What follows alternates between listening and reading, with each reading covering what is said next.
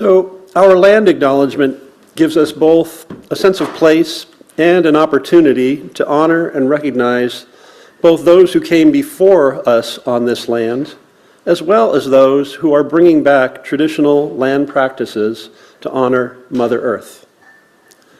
We gather today on the unceded territory of Awaswas and Mutsun-speaking tribes of the Central Coast.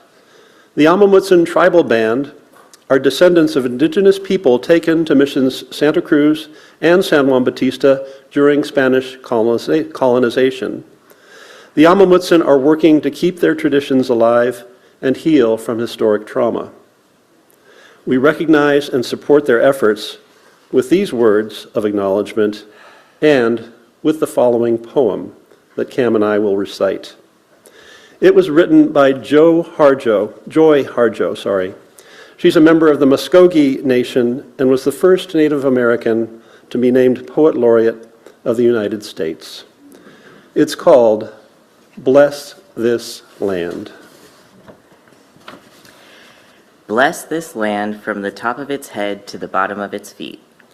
From the Arctic old white head to the brown feet of tropical rain. Bless the eyes of this land, for they witness cruelty and kindness in this land. From sunrise, light, upright, to falling down on your knees, night. Bless the ears of this land, for they hear cries of heartbreak and shouts of celebration in this land. Once we heard no gunshot on these lands, the trees and stones can be heard singing. Bless the arms and hands of this land, for they remake and restore beauty in this land. We were held in the circle around these lands by song and reminded by the knowers that not one is over the other. No human above the bird, no bird above the insect, no wind above the grass. Bless the heart of this land on its knees, planting food beneath the eternal circle of breathing, swimming, and walking this land. The heart is a poetry maker. There is one heart, said the poetry maker, one body, and all poems make one poem, and we do not use words to make war on this land. Bless the destruction of this land, for new shoots will rise up from fire, floods, earthquakes, and fierce winds to make new this land. We are land on turtle's back. When the weight of greed overturns us, who will recall the upright song of this land? Bless the creation of new land, for out of chaos we will be compelled to remember to bless this land. The smallest one remembered, the most humble one, the one whose voice you'd have to lean in 1,000 years to hear. We will begin there. Bless us, these lands, said the rememberer. These lands aren't our lands. These lands aren't your lands. We are this land. And the blessing began a graceful moving through the grasses of time, from the beginning to the circling around place of time, always moving, always. There is a love holding us. There is a love holding all we love. There is a love holding us. We rest in this love. We rest in this love. There is a love holding us. There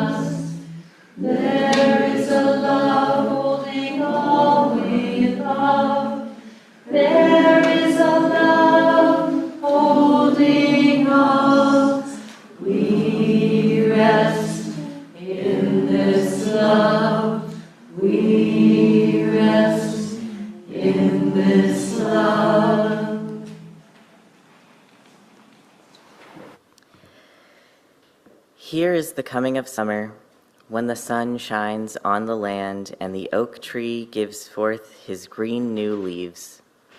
The deer runs through the forest. People dance to the pipe and drum. All celebrate the kiss of summer who banishes winter gone. We are all one with nature as gods and goddesses are with the planet that is coming into bloom, with the scent of hawthorn and elder. For Mother Nature has smiled on the land in this time of Beltaine, a time of new birth and happiness, and a time of love and healing. That was a poem by Nick Armbrister. How do we find or create joy amid chaos? At first glance, this seems like an impossible task.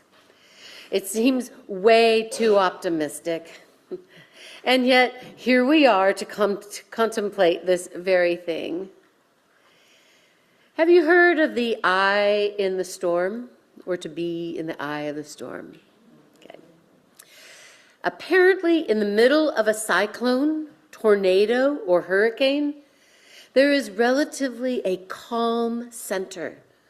So just imagine a huge storm raging all around, threatening to tear everything asunder, yet in the center is calmness. In this era of governmental and cultural upheaval, this message is an invitation to encourage us to be that eye in the storm. To develop a sense of composure when all around is tumultuous, potentially damaging, tearing things apart that we know and trust and love. And we want to protect those who would persecute our neighbors, our friends, and our families. There's something idealistic about maintaining composure because in many ways it goes against our biology. Each of us have a limbic brain and a sympathetic nervous system that strives to protect us through responses of fight, flight, freeze, faint, and fawn. We evolved with these reactions because it saved our ancestors from the saber-toothed tiger. It helped defend us countless lives from raging warfare. And it has benefited humanity over and over and over, so much so that it is an intrinsic part of our human physiology and psyche. But sometimes it does not serve us well. It makes us react instead of act. And it can throw us way out of equanimity. A natural response of being aggressive and combative, of being fearful and running away, of being so frightened that we simply cannot move, the feeling of such emotional stress that we fall where we stand, or compromise our integrity by fawning over someone in order to placate and appease a tyrant, all of these can have adverse effects. It can make us distrustful, suspicious, fearful, resentful, and respond hastily against others in unproductive and further harmful ways. It can make us see an enemy where one does not exist. And I think that is exactly what some of the powers that be want us to do. There is a subversive oppositional energy, a modus operandi that purposefully creates chaotic, sensationalistic, and adversarial situations, and it benefits when we are at odds with each other. There's a book called On Tyranny by Timothy Snyder, and it was written in 2017 during a certain presidency and has recently resurfaced and is found especially pertinent in a current certain presidency. Chapter 18 is titled, Be Calm When the Unthinkable Arrives. In my opinion, in my observation, and looking through the lens of my Unitarian Universalist values, the unthinkable has been instigated and unleashed. It is barging around, intimidating citizens with the intention of invoking our fight, flight, freeze, faint, and fawn, limbic system, and sympathetic nervous systems. To this I say, joy amid chaos is an act of resistance. I do not at all want to underestimate the significance of these threats, but I do want to encourage us to continue to develop tools, strategies, strengths, mindfulness, and a capacity to consciously navigate what is heading our way. One such tool is to engage the vagus nerve, also called the soul nerve, by breathing deeply, specifically a deep belly breath, and I hope you will join me right now in this practice. Breathe in through your nose for 4 counts. Hold as long as it is comfortable. Exhale as slowly as you can. Relax your shoulders and take in this relatively simple and neurologically calming exercise. In the eye of the storm, find your calmness and let it guide you.